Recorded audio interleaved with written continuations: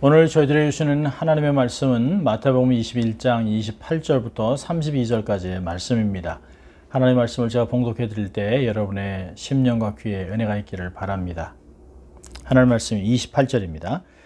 그러나 너희 생각에는 어떠하니요? 한 사람이 두 아들이 있는데 맏아들에게 가서 이르되 이에 오늘 포도원에 가서 일하라 하니 대답하여 가로되 아버지여 가겠소이다 하더니 가지 아니하고 둘째 아들에게 가서 또 이같이 말하니 대답하여 가로되 싫습니다 하더니 그 후에 뉘우치고 갔으니 그 둘 중에 누가 아비의 뜻대로 하였느뇨? 가로되 둘째 아들입니다. 예수께서 저에게 이르시되 내가 진실로 너에게 이르노니 세리들과 창기들이 너희보다 먼저 하나님의 나라에 들어가리라. 요한이 의의 도로 너희에게 왔거늘 너희는 저를 믿지 아니하였으되 세리와 창기는 믿었으며 너희는 이것을 보고도 종시 뉘우쳐 믿지 아니하였도다. 하나님의 말씀이었습니다. 여러분, 청개구리 이야기를 잘 아실 것입니다. 어려서부터 들어온 이야기죠. 엄마 청개구리가 자식들이 하도 말을 안 듣고 반대로 하니까 공부하라 그러면 나가서 놀고, 놀으라 그러면 또 딴짓하고, 동으로 가라 하면 서로 가고, 서로 하면 동으로 가고, 하도 말을 안 들으니까 반대로만 해서 죽어서 엄마 개구리가 산에 묻히고 싶어서 아들들에게 냇가에 묻어달라고 유언을 합니다. 자, 그런데 재밌게도 아들 청개구리들이 뒤늦게 뉘우치고 엄마의 말대로 엄마를 냇가에 묻고 비가 오면 엄마 무덤이 떠내려갈까봐 개골 하고 울었다는 이야기가 청개구리 이야기입니다. 자, 초등학교 입학한 7살짜리 아이가 아직은 이 청개구리 이야기의 핵심을 잘 이해하지 못하는 가운데 학교에서 시험을 한번 본 적이 있습니다. 국어 시험을 보는데 다른 문제는 다 객관식인데 한 문제만 청개구리 문제는 주관식이었다고 합니다. 시험 문제가 이렇게 나왔답니다. 청개구리 엄마가 죽으면서 아들 청개구리한테 뭐라고 이야기해주고 싶은가요? 1학년 아이들이 아주 다양한 여러 답을 썼는데 하나의 답이 선생님을 아주 크게 웃게 만들었다고 합니다. 답이 이렇습니다. 얘들아 걱정하지 말아라. 곧 새엄마가 생길 거야. 요즘 아이들이 아주 영악하게 생각을 하는 것 같습니다. 여러분, 너무 잘 알려진 보편화된 이야기이기 때문에 빗나간 어린아 심술궂은 사람들을 보면 아이고 저런 청개구리 같은 녀석, 아니면 청개구리 심보라는 말을 우리가 쓰기도 합니다.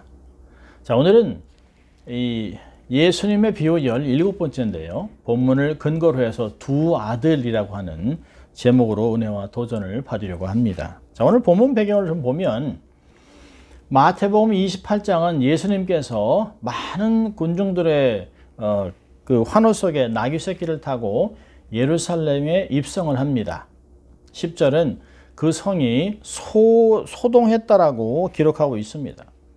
예루살렘에 입성한 후에 예수님은 두 가지 특별한 행동을 하십니다. 첫째로는 예루살렘 성전을 청결케 합니다.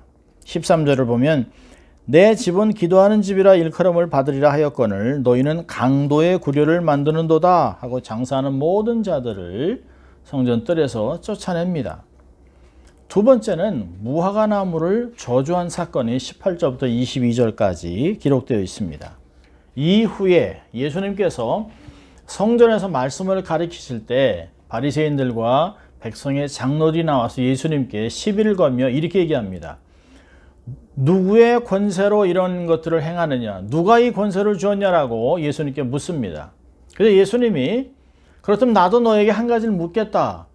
세례 요한의 세례가 하늘로부터냐 사람으로부터냐 라고 대답을 하면 나도 내 대답을 해주겠다라고 얘기를 합니다.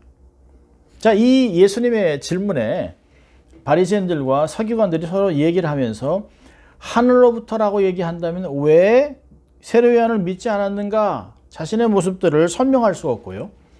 사람에게로부터라고 했다면 사람들이 선지자로 알기 때문에 백성들을 두려워하여 죽을지도 모르기 때문에 모른다 라고 대답을 했습니다. 참, 이런 비겁한 대답을 들으신 예수님께서 나도 무슨 권세로 이런 것을 행하는지 너희들에게 알려주지 않겠다, 대답하지 않겠다라고 얘기합니다.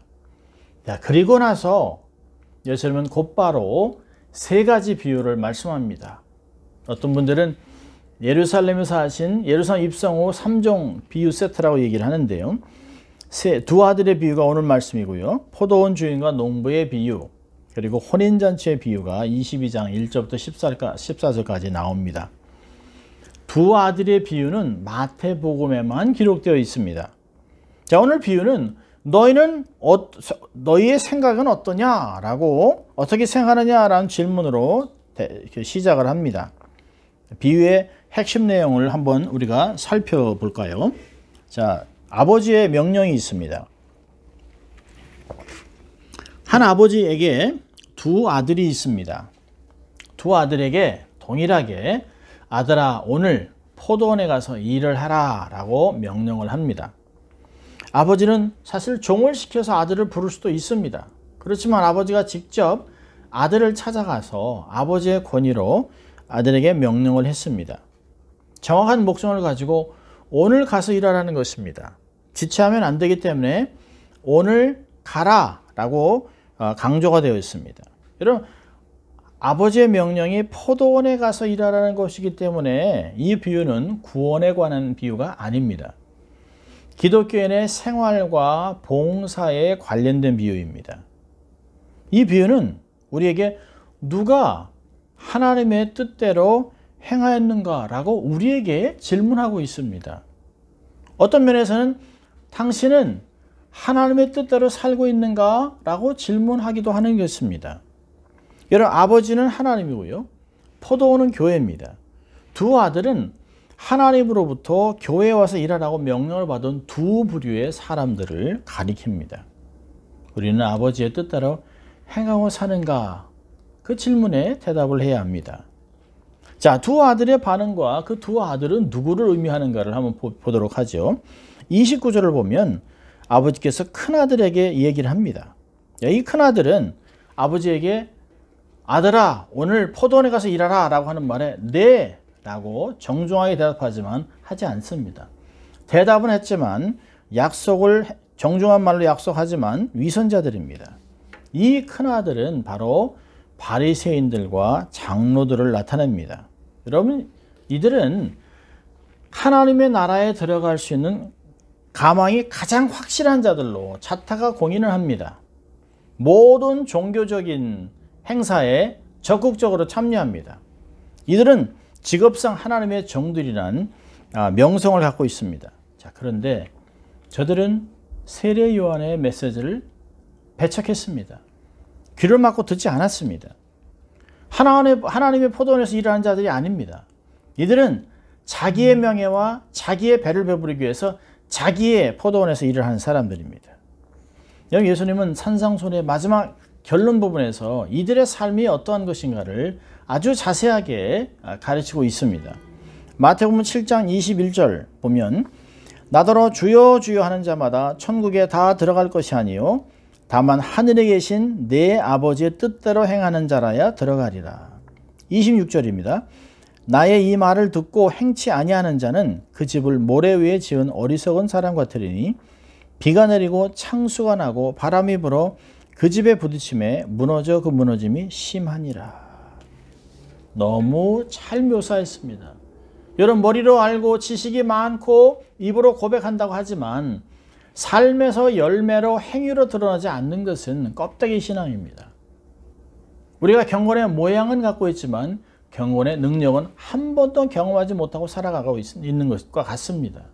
여러분, 이러한 모습을 야고보 사도는 야고보에서 믿음이 행함이 없는 믿음은 죽은 믿음이라 라고 야고보서 2장 17절은 정의를 내리고 있습니다.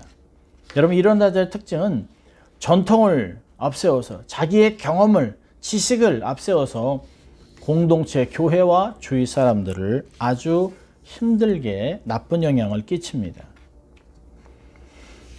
여러분, 이 큰아들의 문제는 뭘까요? 아버지의 마음을 전혀 헤아리지 못한다는 것입니다.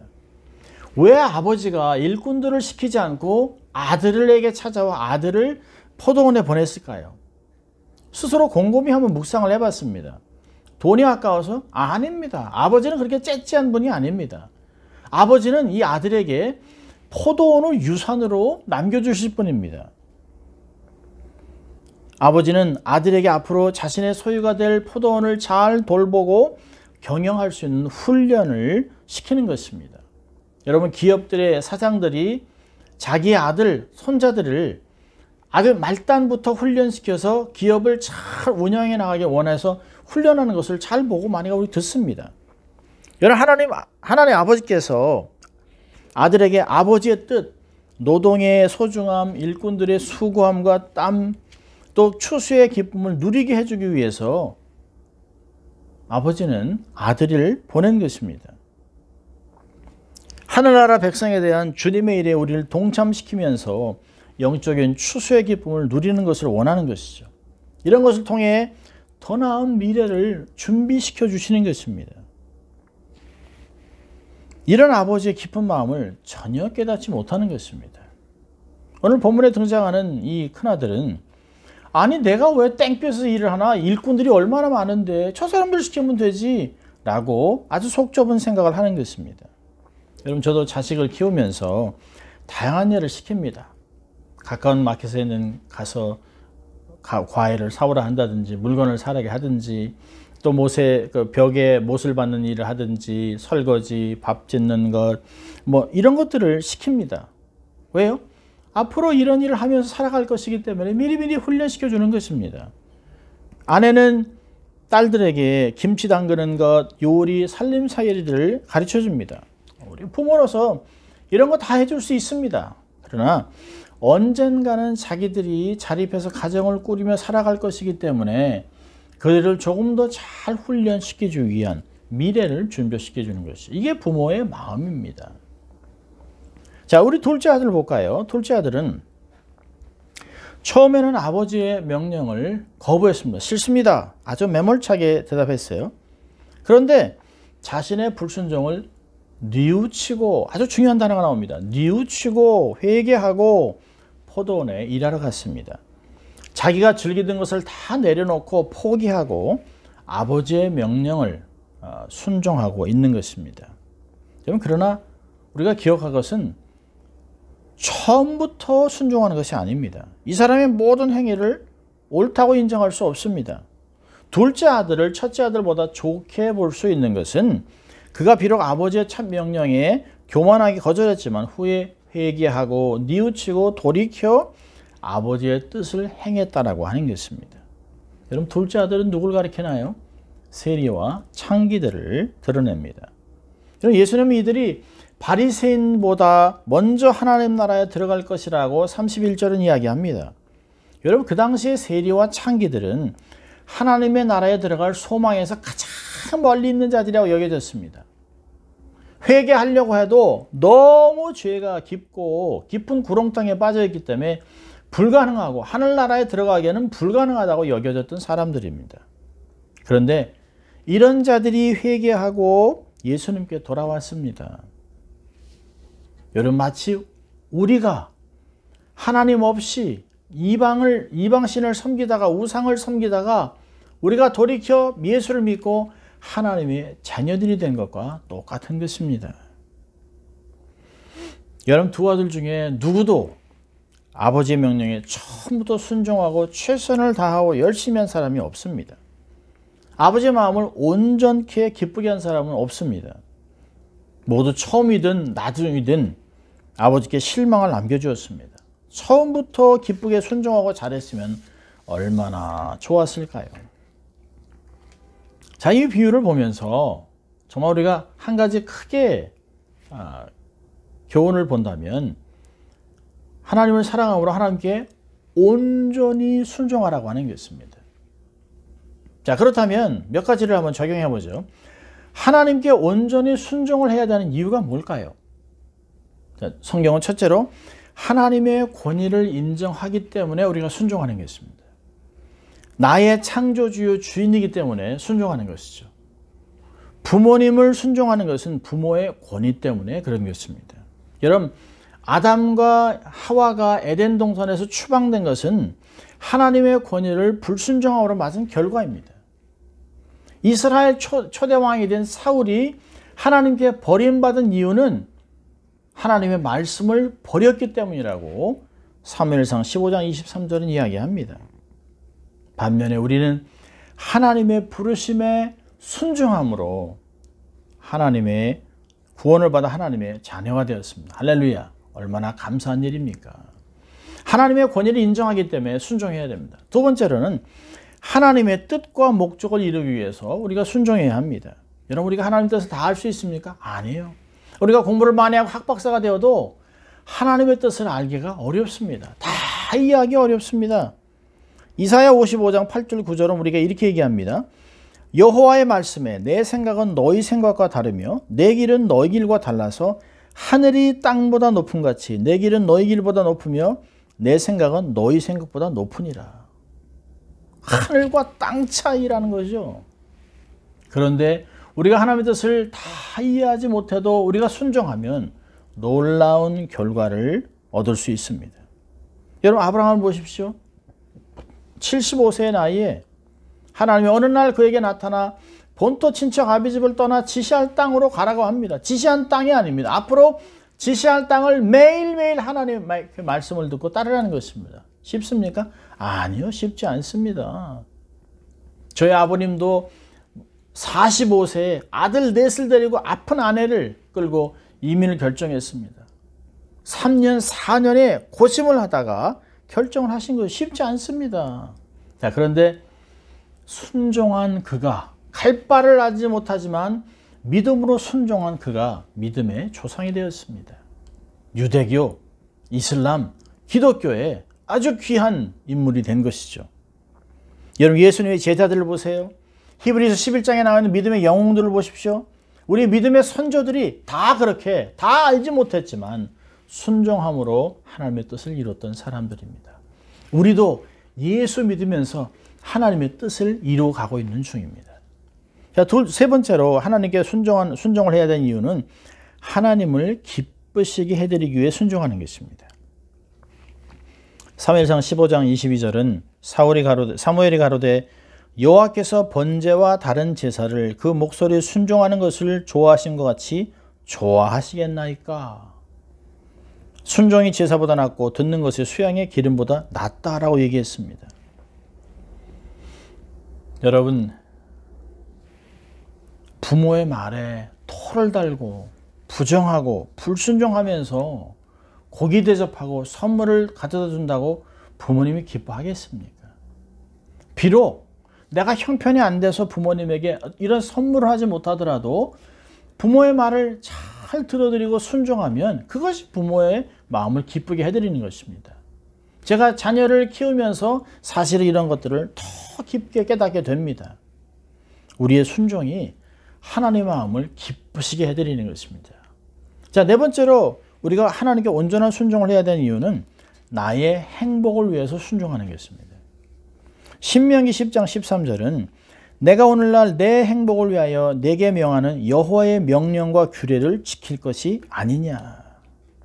여러분, 하나님이 당신의 어떤 것이 아닌 창조하신 택하신 나의 행복을 위하여 계명을 주셨다는 것입니다.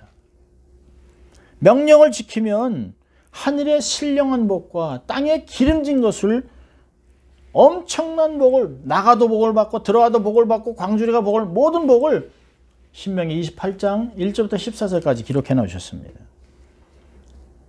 구약은 율법은 613가지 계명이라고 하지만 그 계명을 딱 둘러 나누면 하라와 하지 말라로 하나님의 명령은 구분됩니다. 하나님이 하라고 하는 것을 절대적으로 순종하면 하나님이 팽창하고 축복하고 결국에는 30배, 60배, 100배, 1000배, 만배의 열매를 거두게 되는 것입니다. 하지 말라라고 하는 것을 우리가 순종하면 보존되고 보호받고 피해를 줄이게 되는 것입니다. 여러분, 성경을 보세요. 기도하면 능력 받지요. 말씀을 순종하면 지혜를 얻지요. 겸손하면 은혜를 받지요. 부모를 공경하면 장수한다라고 얘기하고 있습니다. 반대로 교만하면, 겸손하지 않고 교만하면 하나님이 대적한다라고 얘기하지 않습니까? 어느 신학자는 성경에 하나님이 36,500가지의 축복을 쫙 깔아놓고 순종함으로 얻어 누리라고 했다고 합니다. 저는 그렇게 믿습니다. 여러분도 많은 하나님의 축복을 순종으로 받아 누리는 여러분 될 수 있기를 주의 이름으로 축원합니다. 자, 하나님께 온전한 순종을 해야 되는 이유를 봤다면, 자, 그렇다면 온전한 순종은 어떻게 해야 할까요? 여러분, 하나님께서 나에게 일을 맡기실 때 내가 아주 잘나고 온전하기 때문에, 완벽하기 때문에 나 아니면 누가 하겠어? 아닙니다. 그렇지 않습니다. 우리는 한없이 부족하지만 하나님 우리를 충성되이 여겨 직분을 주셨다. 디모데전서 1장 13절은 얘기합니다. 하나님을 사랑함으로 우리가 겸손히 순종해야 됩니다. 자, 온전한 순종은 어떻게 할까요? 첫째로는 즉시 하는 것입니다. 지체하지 않고 미루지 말아야 합니다. 내가 원하는 것은 빨리빨리. 그러나 하나님 원하는 것은 주의 일은 천천히 나중에 하지. 이게 무슨 신법입니까? 놀부 신법도 아니고 이게 무슨 신법입니까? 여러분, 이런 속담이 있습니다. 내일은 게으른 사람과 바보들이 일하는 날이다. 바울은 에베소 5장에 세월을 아끼라, 구속해서 최대한으로 하나님을 위해 주의 일을 섬기라고 얘기하고 있습니다. 머뭇거리지 마십시오. 지체하면 하나님의 촛대를 옮길 수도 있습니다. 기억하시기를 바랍니다. 자, 둘째로 어떻게 할까요? 기쁘시게 감당해야 됩니다. 주의 명령을 부담이나 짐으로 여기지 마십시오. 특권으로 하나님의 사람들만 하나님의 일을 하는 것입니다. 불신자들이 하는 것이 아닙니다. 하나님의 뜻을 헤아리면서 아버지를 기쁘시게 하려고 즐겁게 하시기를 바랍니다. 자, 세 번째로는 자원해서 자발적으로 하시기 바랍니다. 억지로 마지못해 생색을 내면서 그렇게 하지 마십시오. 하나님 우리의 마음의 중심을 보고 있습니다. 자, 네 번째로는 최선을 다하십시오. 적당히 대충 타협하려고 하지 마십시오. 스스로 여기까지만, 그건 아니야 라고 제안하지 마십시오. 마음과 뜻과 정성을 다해 우리의 삶을 거룩한 산 제물로 드리는 그러한 최선을 다하는 삶을 살아야 합니다. 다섯 번째는 감사함으로 하십시오. 감사함으로 순종하십시오. 왜 나야? 많은 사람이 있는데. 여러분, 생각을 조금 바꾸세요. 나 같은 사람을 불러주셨다니 얼마나 감사한가?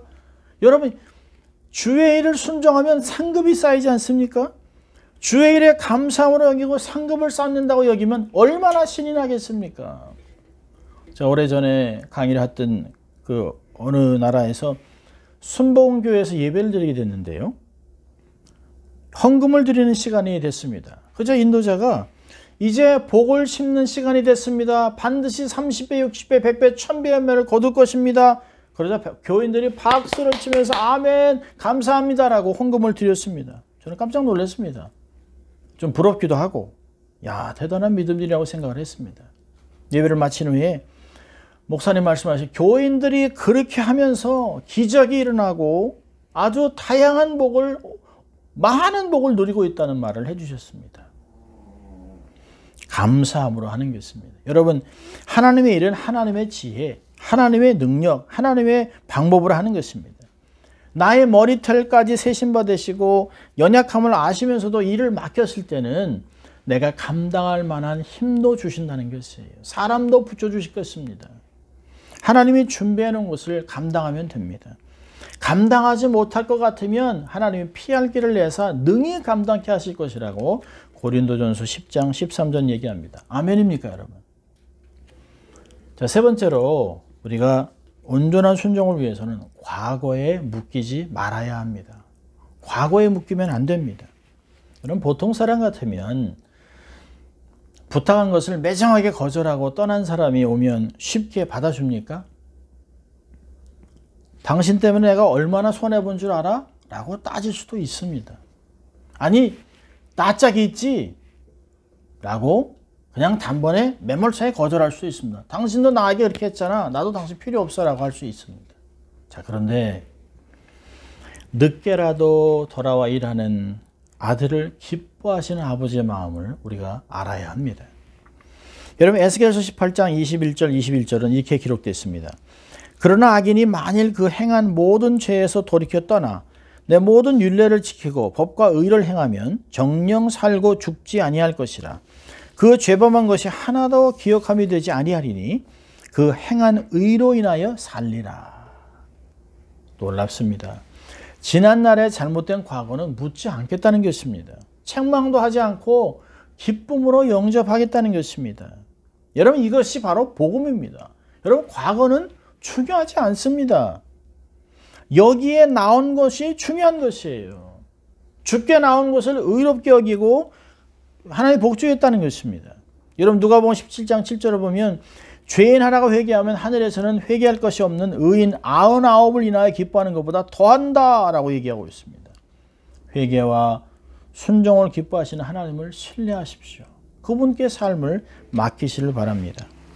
제가 목회하면서 만났던 어떤 한 분은 정말 모태신앙으로 신앙의 부모 밑에서 잘 자라다가 대학을 가면서 교회를 떠났습니다. 부모의 눈물의 권고도 무시하고 자기 마음대로 세상에서 살았습니다. 그러다가 중년이 되어 어려움을 겪고 뉘우치고 다시 주님께 돌아왔습니다.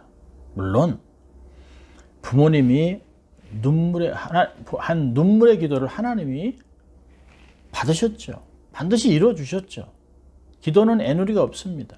자, 그런데 그렇게 살았더라도 이분이 하나님 앞에 돌아와 정말 젊은 시절 하송세월하고 하나님과 부모 앞에 마음을 아프게 한 것이 후회된다면서 얼마나 열심을 내고 봉사를 하고 헌신하는지 너무너무 귀했습니다. 늦게 시작했지만 자기는 모든 것을 만회해야 된다고 하는 열심이 얼마나 좋았는지 몰라요. 목사의 마음을 감동을 주는 삶을 하나님이 얼마나 기쁘시 여기겠습니까? 여러분, 불순종한 것이 있다면 과거에 불순종한 것이 기억된다면, 생각난다면 철저히 회개하면 됩니다. 그리고 주님께 맡기세요. 과거는 생각하지 마십시오. 지금 주님 앞에 나온 그것이 중요한 것입니다. 여러분, 사람이 죄 때문에 지옥 가는 것이 아닙니다. 회개하지 않기 때문에 지옥 가는 것입니다.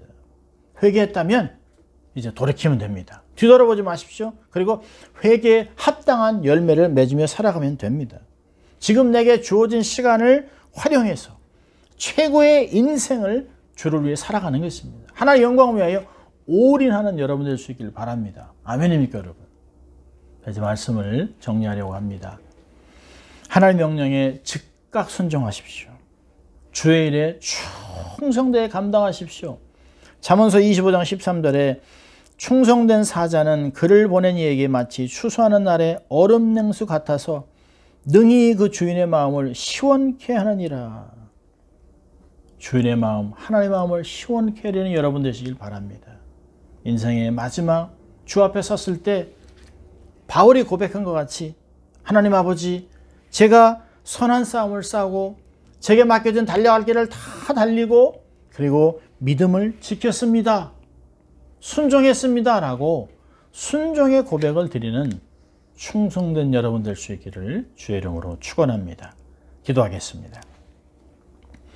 하나님 아버지, 감사합니다. 오늘도 저희를 말씀 앞으로 초청하시고 하나님 명령에 우리가 어떻게 반응해야 될지 말씀으로 교훈해 주신 것 감사합니다. 하나님 말씀에 우리가 아멘함으로 하나님께 영광을 돌리고 하나님을 기쁘시게 하고 충성한 가운데 하나님의 마음을 시원케 해드리는 저희들 될 수 있도록 주님 인도하여 주시옵소서. 힘들고 어려울 때도 낙심하지 아니하고 하나님의 도우심을 바라고 믿음으로 전진하는 저희들 다 되게 하심으로 세상이 놀라고 하나님을 증거하는 저희 인생 될 수 있도록 주님 축복하여 주시옵소서. 감사하고 예수님 이름으로 기도합니다. 아멘. 여러분, 힘든 시간에도 말씀과 기도로 승리하시는 여러분 될 수 있기를 바랍니다. 사랑하고 축복합니다.